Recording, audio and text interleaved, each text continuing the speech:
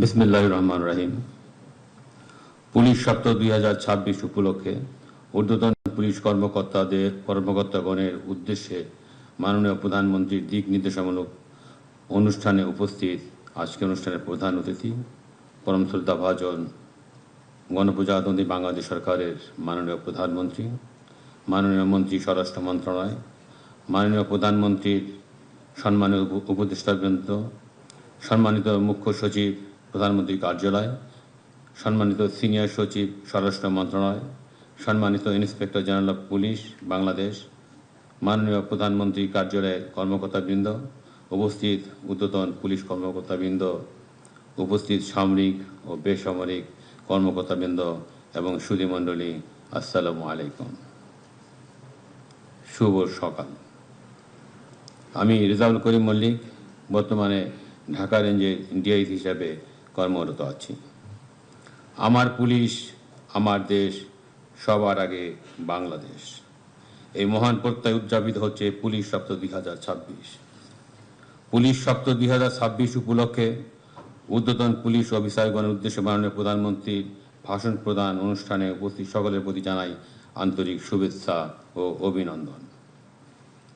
মাননীয় প্রধানমন্ত্রী, মহান আল্লাহ পাক আমার এই ক্ষুদ্র জীবনে যে কয়টি চিরস্মরণীয় মুহূর্ত দান করেছেন, আজকের এই দিনটি তার অন্যতম।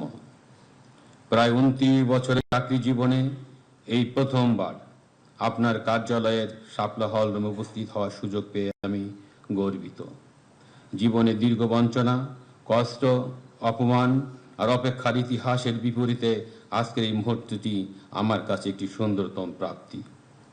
মাননীয় প্রধানমন্ত্রী, ঢাকা বিশ্ববিদ্যালয় অধ্যয়নকালে আমি কেন্দ্রীয়ভাবে জাতীয়তাবাদী আদর্শে রাজনীতির সাথে জড়িত ছিলাম বিধায় চাকরি জীবনের শুরুতেই মাত্র 17 মাসের মাথায় 1998 সালে আমার ব্যাচ থেকে শুধুমাত্র আমাকেই তৎকালীন ফ্যাসিস্ট সরকার চাকরি থেকে অব্যাহতি দেয়। এরপর 4.5 বছর শত অনিশ্চয়তা, অপমান আর সীমাহীন মানসিক যন্ত্রণা বয়ে বেরিয়েছি। সমাজের কাছে, আত্মীয় স্বজনের কাছে, এমনকি নিজের পরিবার পরিজনের কাছেও নিজেকে অসহায় মনে হতো। কিন্তু মহান রব্বুল আলামিনের অশেষ রহমতে এবং তৎকালীন মাননীয় প্রধানমন্ত্রী দেশনেত্রী বেগম খালেদা জিয়ার সরাসরি হস্তক্ষেপে আমি পুনরায় চাকরি ফিরে পাই। এরপর পেশাগত জীবনে নিষ্ঠা, সততা আর নিরপেক্ষতার সাথে চাকরি করে গেলেও বিগত ফ্যাসিস্ট আমলের 18 বছর একের পর এক পদবঞ্চনা, অপমান, বৈষম্য আর মানসিক নির্যাতনের শিকার হয়েছি। কিন্তু শত প্রতিকূলতার মধ্যেও আমি জাতীয়তাবাদী আদর্শ থেকে এক চুলো বিচ্যুত হইনি। যে আদর্শের বীজ রোপিত হয়েছিল আমার শৈশবে, যখন আমি 7ম শ্রেণীর ছাত্র। মাদারীপুরের শিবচরে শহীদ রাষ্ট্রপতি জিয়াউর রহমান বীরোত্তমের আগমনে ধানের শীষের মালা পরিয়ে দিয়ে বরণ করা ছিল আমার জীবনের সৌভাগ্য। পরবর্তীতে 1977 সাল থেকে 1981 সালের মধ্যে আরও 4 বার শহীদ রাষ্ট্রপতি জিয়াউর রহমান বীরোত্তমের সেনের স্পর্শে আসার আমার অনন্য সুযোগ হয়েছিল। শহীদ রাষ্ট্রপতি জিয়াউর রহমান বীরোত্তমের সাথে আমার শেষ দেখা হয় 1981 সালের 25 জানুয়ারি।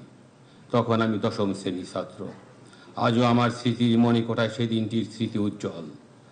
আজিমপুর গার্লস স্কুল অ্যান্ড কলেজের মাঠে জুনিয়র ক্যাডেট কোর ক্যাম্পিংয়ের সমাপনী অনুষ্ঠানের প্রধান অতিথি হিসেবে মাননীয় শহীদ রাষ্ট্রপতি জিয়াউর রহমান বীরোত্তম ছিলেন সেদিনকার অনুষ্ঠানের প্রধান অতিথি। অনুষ্ঠান শেষে শহীদ রাষ্ট্রপতি জিয়াউর রহমান বীরোত্তমের সাথে করমর্দন করে গাড়ি পর্যন্ত এগিয়ে যায়। সে এক আলাদা শিহরণ, যেন আমি বিশ্ব জয় করেছি। তার কিছুদিন পরেই 1981 সালের 30 মে শুনতে হলো বিষাদময় সেই খবর। নিজেকে সেদিন আর স্থির রাখতে পারিনি, কান্নায় ভেঙে পড়েছিলাম। আজ মহান রব্বুল আলামিনের কাছে অশেষ শুকরিয়া, বাংলাদেশের গণতন্ত্র, স্বাধীনতা ও জাতীয়তাবাদী চেতনার সেই মহান ব্যক্তিত্বের সান্নিধ্য পেয়ে আমার জীবন ধন্য হয়েছে। পুলিশ সপ্তাহের বিশেষ দিনে আমি শহীদ রাষ্ট্রপতি জিয়াউর রহমান বীরোত্তমকে গভীর শ্রদ্ধা ভরে স্মরণ করছি। আমি পরম শ্রদ্ধার সাথে স্মরণ করছি 3 বারের সফল প্রধানমন্ত্রী, মাদার অব ডেমোক্রেসি, মুসলিম বিশ্বের দ্বিতীয় নারী প্রধানমন্ত্রী আপসহীন দেশনেত্রী বেগম খালেদা জিয়াকে। তার স্নেহ, মমতা ও আস্থা আমার মতো নির্যাতিত ও ত্যাগী কর্মকর্তার জন্য ছিল আস্থায় সাহসের প্রতীক। জীবনের সবচেয়ে কঠিন সময়ে তার একটি আশ্বাস, একটি স্নেহমাখা বাক্য আমাকে নতুন করে বেঁচে থাকার শক্তি দিত। মাননীয় প্রধানমন্ত্রী, আজ আপনার দূরদর্শী, ধৈর্যশীল ও রাষ্ট্রনায়কোচিত নেতৃত্বে বাংলাদেশ নতুন আশার পথে এগিয়ে যাচ্ছে। দীর্ঘ সংগ্রাম ও ত্যাগের মধ্য দিয়ে আপনি জাতীয়তাবাদী শক্তিকে পুনরায় ঐক্যবদ্ধ করেছেন এবং গণতন্ত্র পুনঃপ্রতিষ্ঠার আন্দোলনে নতুন প্রাণ সঞ্চার করেছেন। আপনার প্রতি অশেষ কৃতজ্ঞতা মাননীয় প্রধানমন্ত্রী। মাননীয় প্রধানমন্ত্রী, আজ আপনার সম্মুখে এসে আবেগ আপ্লুত হয়ে মনের গভীরে জমে থাকা কিছু স্মৃতির কথা ব্যক্ত করেছি। আমার ভুল ত্রুটি মার্জনা করার জন্য বিনীতভাবে আবেদন করছি মাননীয় প্রধানমন্ত্রী। মাননীয় প্রধানমন্ত্রী, বাংলাদেশ সদস্যদের দক্ষতা ও পেশাগত সক্ষমতা বৃদ্ধির লক্ষ্যে 1990 সালে দেশের 4টি বিভাগ ঢাকা, চট্টগ্রাম, খুলনা ও রংপুরে 4টি পুলিশ ট্রেনিং সেন্টার পিটিসি প্রতিষ্ঠা করা হয়। সে সময় বাংলাদেশ পুলিশের মোট জনবল ছিল ৭৯,৪৫৬ জন। বর্তমানে সংখ্যা বৃদ্ধি পেয়ে 2,18,729 জনে উন্নীত হয়েছে। কিন্তু পুলিশের জনবল প্রায় 3 গুণ বৃদ্ধি পেলেও দীর্ঘ সময় ধরে কোনো পিটিসি স্থাপন করা হয়নি, যা বর্তমান বাস্তবতায় দক্ষ ও আধুনিক পুলিশ বাহিনী গড়ে তোলার ক্ষেত্রে একটি বড় সীমাবদ্ধতা হিসাবে প্রতীয়মান। বর্তমানে প্রশিক্ষণ অবকাঠামোর সীমাবদ্ধতার কারণে পুলিশ সদস্যদের প্রয়োজনীয় মৌলিক ও উন্নত প্রশিক্ষণ কার্যক্রম ব্যাহত হচ্ছে। প্রতি বছর বিপুল সংখ্যক ট্রেনি রিক্রুট কনস্টেবল নিয়োগ দেওয়া হলেও বিদ্যমান পিটিসিগুলোর সীমিত সক্ষমতার কারণে সকলকে যথাসময়ে প্রশিক্ষণ প্রদান করা সম্ভব হয়নি। অনেক ক্ষেত্রে বিকল্প ইউনিটের জরুরি ভিত্তিতে প্রশিক্ষণ আয়োজন করতে হয়। সেখানে প্রয়োজনীয় মাঠ, সরঞ্জাম ও প্রশিক্ষক সংকটের কারণে মানসম্মত প্রশিক্ষণ নিশ্চিত করা কঠিন হয়ে পড়ে। ফলে আবাসন, একাডেমিক পাঠদান সহ মাঠ পর্যায়ে সার্বিক প্রশিক্ষণ ব্যবস্থাপনাতেও জটিলতার সৃষ্টি হচ্ছে। বর্তমানে সিলেট ও বরিশাল সহ কিছু অঞ্চলে পৃথক পিটিসি না থাকায় প্রশিক্ষণার্থীদের দূরবর্তী স্থানে যেতে হয়। এতে সময়, অর্থ ব্যয় ও কার্যকারিতার উপর নেতিবাচক প্রভাব পড়ে। একই সঙ্গে বিদ্যমান প্রশিক্ষণ কেন্দ্রগুলোর সীমিত সক্ষমতার কারণে প্রশিক্ষণ কার্যক্রমে চাপ সৃষ্টি হচ্ছে। এই লক্ষ্যে পুলিশের নিয়মিত নিয়োগ সহ সামগ্রিক চাহিদা মোতাবেক সিলেট ও বরিশাল বিভাগের জন্য জরুরিভাবে 2টি নতুন পিটিসি স্থাপন অপরিহার্য হয়ে উঠেছে। মাননীয় প্রধানমন্ত্রী, দেশের 4টি গুরুত্বপূর্ণ সিটি কর্পোরেশন ময়মনসিংহ, নারায়ণগঞ্জ, কুমিল্লা ও বগুড়া দ্রুত নগরায়ন, জনসংখ্যা বৃদ্ধি, শিল্প বাণিজ্য সম্প্রসারণ ও যানবাহনের চাপ বৃদ্ধির কারণে জটিল নগর ব্যবস্থায় পরিণত হয়েছে। এসব নগরে বর্তমানে প্রায় 4 লাখ থেকে 10 লাখ পর্যন্ত জনসংখ্যা বিদ্যমান এবং প্রতিনিয়ত তা বৃদ্ধি পাচ্ছে। নারায়ণগঞ্জ দেশের প্রধান শিল্প ও বন্দর নির্ভর অর্থনৈতিক কেন্দ্র। কুমিল্লা পূর্বাঞ্চলের গুরুত্বপূর্ণ বাণিজ্য ও যোগাযোগ কেন্দ্র।